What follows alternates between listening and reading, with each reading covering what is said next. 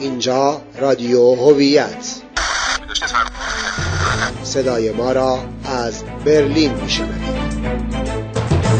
به بخش خبرهای سیاسی توجه فرمایید.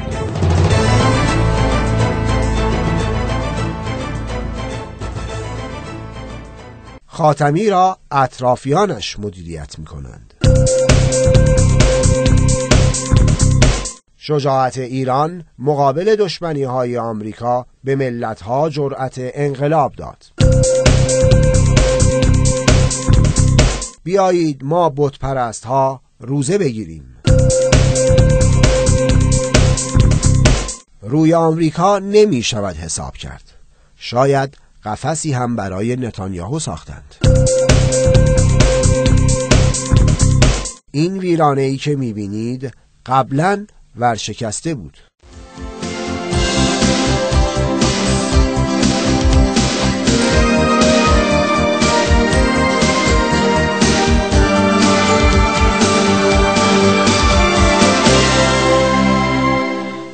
خاتمی را اطرافیانش مدیریت می‌کنند. تکلیف خاتمی حتی با اطرافیانش و سایت باران معلوم نیست. سایت دانشجو نیوز وابسته به گروهک ادوار تحکیم با انتشار خبر فوق از خاتمی خواست تکلیف خود را روشن کند. نویسنده تاکید می‌کند صحبت از انتخابات، آن هم در فضایی که مخالفان هزینه‌هایی پرداختند، کار پسندیده‌ای نیست. حتی اگر شما در مجلس اکثریت هم پیدا کنید، این مجلس خیالی همچون مجلس ششم ناتوان خواهد بود.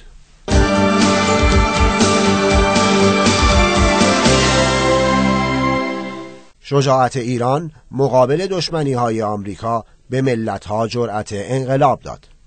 یکی از مخالفان خارج نشین میگوید انقلاب‌های عربی نتیجه رویارویی قدرتمندانه جمهوری اسلامی با بحرانسازی‌های آمریکا به ویژه حوادث انتخابات سال 88 بود.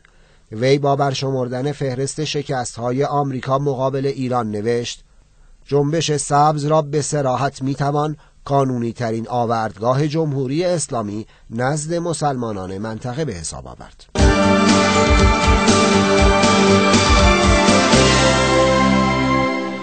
بیایید ما بت‌پرست‌ها روزه بگیریم.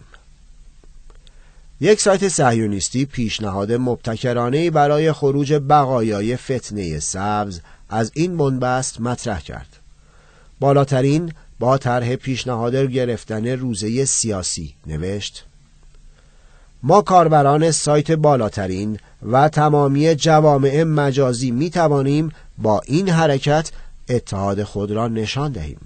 در صورت عملی شدن این پیشنهاد و اطلاع رسانی گسترده آن از طرف بالاترین و سایت های دیگر، همه چه مسلمان، چه مسیحی، چه بی خدا و چه بتپرست، همه در آن شرکت کنیم، چون این موضوع ربطی به مذهب ندارد و صرفاً جهت ایجاد اتحاد و ایجاد همبستگی است.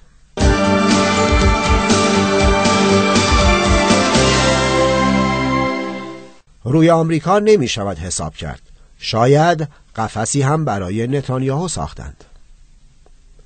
رادیو اسرائیل اعلام کرد پس از شروع محاکمه حسنی مبارک، سران کشورهای متحد آمریکا در خاورمیانه روی حمایت کاخ سفید حساب نمی کنند. رادیو اسرائیل گفت رسانه‌های غربی و عربی معتقدند این محاکمه بیش از هر زمان دیگری نشان می‌دهد آمریکا در حال از دست دادن نفوذ خود در خاورمیانه است.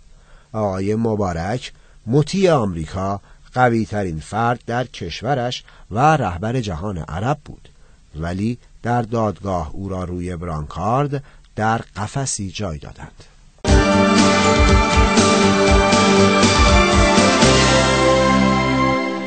این ویرانه‌ای که می‌بینید قبلاً ورشکسته بود. سردبیر رادیو زمانه سردبیر پیش از خود را متهم کرد این رادیو را در معرض ورشکستگی قرار داده است.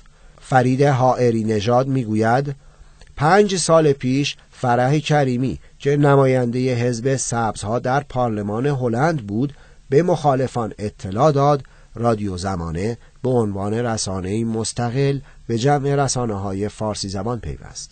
رادیو زمانه اخیراً در گزارشی اذعان کرد که از 10,000 ایرانی مقیم هلند حتی 20 نفرشان هم در تجمعات مخالف جمهوری اسلامی شرکت نمی کند. بنابراین معلوم است که رادیو زمانه در خلع سلاح اپوزیسیون کاملا موفق عمل کرده است.